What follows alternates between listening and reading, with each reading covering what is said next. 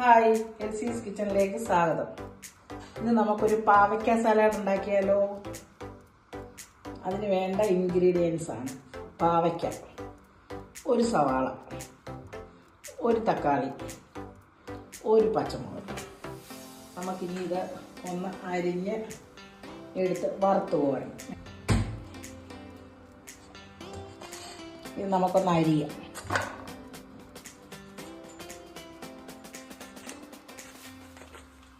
ഇതിൻ്റെ അരിയൊക്കെ ഒന്ന് എടുത്ത് കളഞ്ഞിട്ട്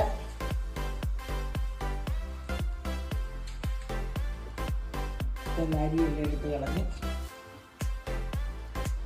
നമുക്ക് പാവയ്ക്ക അരിയാം.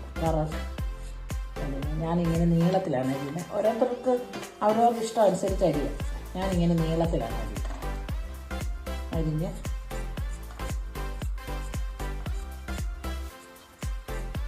ഏത് ഇതാണ് പാവയ്ക്കയൊക്കെ നല്ല ഷുഗറുകാർക്കും എല്ലാവർക്കും നല്ല ഗുണമുള്ള ഒരു സാധനമില്ലേ പാവയ്ക്ക.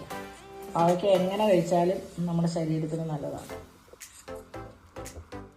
ഞാൻ വിചാരിച്ചു പാവയ്ക്ക സാലഡ് ഉണ്ടാക്കാം.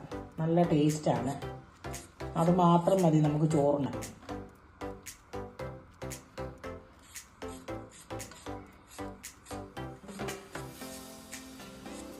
ഇനി നമുക്ക് ഈ പാവയ്ക്ക ഒന്ന് വറുത്ത് പോരാം. പാൻ അടുപ്പത്ത് വെച്ചു. ഒരുപാട് എണ്ണ വേണ്ട, എണ്ണ ഒഴിച്ചു വേണം.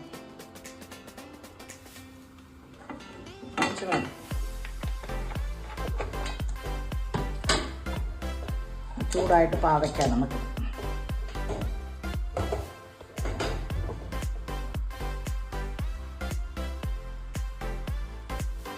പാവയ്ക്ക അങ്ങോട്ട് വറക്കുകയാണ്.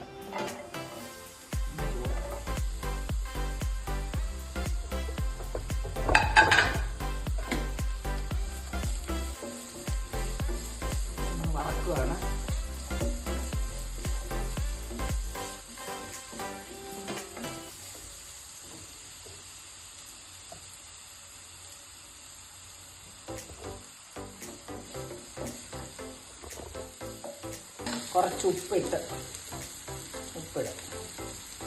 നമുക്ക്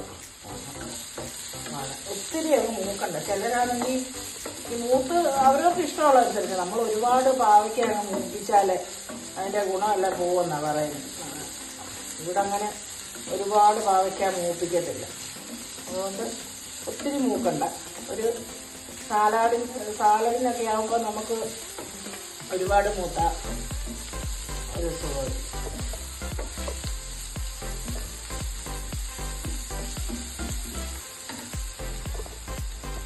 വേണ്ട, നമ്മുടെ പാവയ്ക്ക ഈ പരുവം മതി. ഒരുപാട് മൂക്കണ്ട. ഈ പരുവായി നമുക്ക് ഇത് തീ ഓഫ് ചെയ്യാം. ഈ പരുവം വരെ മതി. ചിലത് മൂപ്പിച്ചാലും കുഴപ്പമില്ല, പക്ഷെ ഞാൻ ഇത്രയും മൂപ്പിക്കുന്നു. ഇനി നമുക്കൊരു പാത്രത്തിലോട്ട് ഇടാം.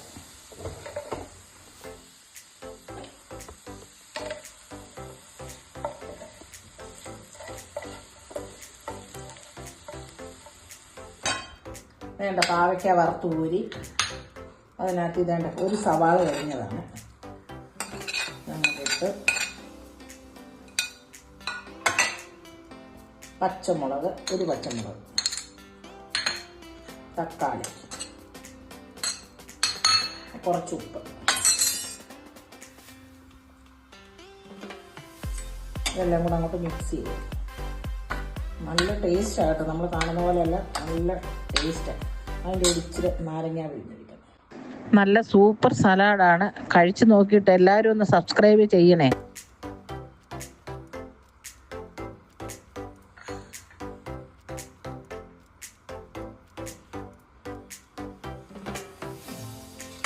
നമുക്ക് മിക്സ് ചെയ്ത് എളുപ്പമുള്ള ഒരു പരിപാടിയാണ്. ചോറിന് നമുക്ക് പെട്ടെന്ന് ഉണ്ടാക്കാവുന്ന ഒരു സലാഡാണ്. പാവയ്ക്ക നല്ലതാണ്.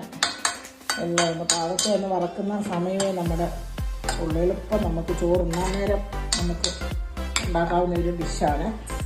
അപ്പം നമ്മുടെ പാവയ്ക്ക സാലഡ് ശരിയായി. നിങ്ങളും ഒന്ന് ട്രൈ ചെയ്ത് നോക്കുക. നല്ലതെങ്കിൽ നിങ്ങൾ ലൈക്ക് ചെയ്യുക, ബെൽ ബട്ടൺ ഒന്ന് അമർത്തിയേക്കുക.